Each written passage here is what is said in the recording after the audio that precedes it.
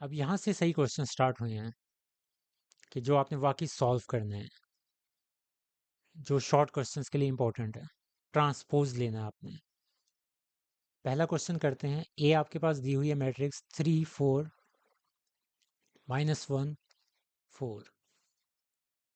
Transpose की definition में आपको एक दफ़ा पढ़ के बता देता हूँ कि matrix transpose of a matrix is obtained by interchanging rows and columns. मुझे नहीं पता बुक में आपकी क्या डेफिनेशन है, ये तो मैंने अपनी तरफ से बनाई है कि ऐसी मैट्रिक्स जिसके आप रोज और कॉलम्स का तबादला कर देते हैं, उनको चेंज कर देते हैं। यानी कि जो रो बन रही है आपकी, उसको आप कॉलम की जगह ले जाएंगे, और जो आपके कॉलम है उसको आप रो की जगह ले जाएंगे। होता कैसे है? सबसे पहले ए लिखना है और उसके ऊपर आपने स्मॉल टी लगाना है। यानी कि आप ट्रांसपोज ले रहे हैं और आपका जो ट्रांसपोज है ये वो है। इस क्वेश्चन के अंदर पहला कॉलम क्या है आपके पास? ये आपके पास पहला कॉलम है। ठीक है। इस पहले कॉलम को इसकी पहली रो बना दिया जाए। आपका कॉलम बन गया रो। यानी कि 3 - 1 जो बिल्कुल खड़ा होके आ रहा था, अब ये लेट के आएगा। 3 - 1। ये आपके पास पहला कॉलम पहली रो बन गया। और इसी तरह ये जो आपका सेकंड कॉलम है, ये आपका सेकंड रो बन जाएगा। 4 4। इसको आप उल्टे तरीके से भी कर सकते हैं। अब आप इसको ये देख लें कि फ़र्ज़ करें कि ये आपके पास रो है 3 4। तो इस रो को आप कॉलम बना दें। ये 3 4 बन गया। -1 4 सेकंड रो है ये आपके पास। तो सेकंड रो सेकंड कॉलम बन गया -1 4। तो दोनों तरीक़ों से आप कर सकते हैं, लेकिन अगर आप एक तरीका अगर सेलेक्ट कर चुके हैं तो उसमें कंसिस्टेंट रहें, वरना आप कंफ्यूज हो जाएंगे। तो कॉलम्स को आपने रो बना दिया या रोज़ को आपने कॉलम बना दिया। तो ये बड़ा सिंपल सा क्वेश्चन है, शॉर्ट क्वेश्चंस में आता है। तो 3 - 1 जो आपका कॉलम आ रहा था वो आपकी पहली रो बन गई, और जो 4 4 सेकंड कॉलम में था वो आपकी जो सेकंड रो है वो बन गई 4 4।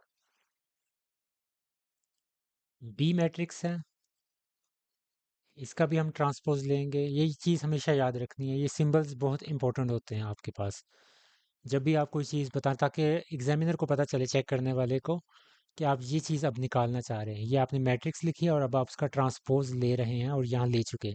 ये एक स्टेप का ही होता है। -3 - 1 पहला कॉलम पहली रो बन जाएगा। -2 - 4 सेकंड कॉलम है आपके पास, सेकंड रो बन जाए -2 4। सिंपल। ये आपका answer. C T transpose of matrix C. A C column है आपके पास, क्या बन जाएगा? रो, पहली रो। और second column -B D second row बन जाएगा -B D। तो ये भी आपका कंप्लीट हो गया। अब इसमें 3 by 3 की आपके पास मैट्रिक्स दी हुई है। कोई मुश्किल चीज़ नहीं है, वैसे ही करना है आपने। पहला कॉलम आपके पास कौन सा है? ये है LPA।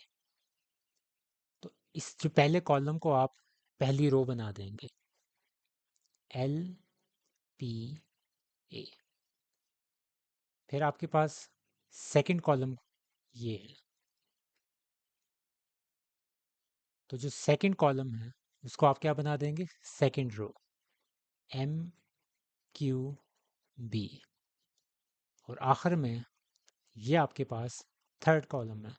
तो थर्ड कॉलम को आप क्या बना देंगे? Third row, NRC। तो ये आपका आंसर है। इस क्वेश्चन के अंदर बड़ा आसान है, आपने रो मैट्रिसेस बताना है, कौन सी आपके पास रो मैट्रिसेस हैं। रो मैट्रिसेस पता है आपको कि जिसके अंदर एक ही रो होती है, मैंने डिटेल में पढ़ाया हुआ है। यहाँ आप देख सकते हैं इसकी एक रो है, सी के अंदर भी आप देख सकते हैं एक रो है। तो सीधा सीधा ही पता चल गया कि आपके पास रो मैट्रिसेस कौन सी है। आपके पास ए है और सी है।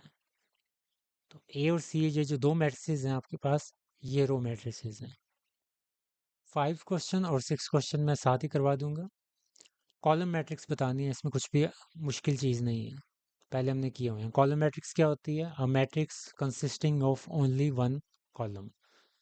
तो एक कॉलम इसके अंदर है, ए वाली में। तो ए आपके पास हो गई कॉलम मैट्रिक्स। इसके अंदर आपके पास दो हैं, बी में, तो ये नहीं हो सकती। सी में आपके पास एक ही कॉलम है, तो सी भी आपके पास कॉलम मैट्रिक्स होगी। डी में अगर आप देखें, एक, दो, तीन, तो तीन कॉलम्स हैं, तो ये कॉलम मैट्रिक्स नहीं है। ई के अंदर देखें, एक ही कॉलम बन रहा है, तो ई आपके पास कॉलम मैट्रिक्स है। जिनको मैं सर्कल कर रहा हूँ वो आपके पास हैं कॉलम मैट्रिक्स। एफ को आप देख लें, तीन आपके पास कॉलम्स बन रहे हैं। 9 वाला कॉलम अलग है, 7 वाला अलग है, 1 वाला अलग है, तो तीन कॉलम्स हैं, तो कॉलम मैट्रिक्स तो नहीं हो सकती। 6 क्वेश्चन की तरफ चलें, ये भी वही कॉलम मैट्रिक्स वाला है। इसमें भी आपने वही चीज़ डिटेक्ट करनी है। इस ए के अंदर आपके पास दो कॉलम्स हैं, तो ये भी नहीं है कॉलम मैट्रिक्स। बी के अंदर आपके पास तीन कॉलम्स हैं, तो ये भी आपके पास कॉलम मैट्रिक्स नहीं है।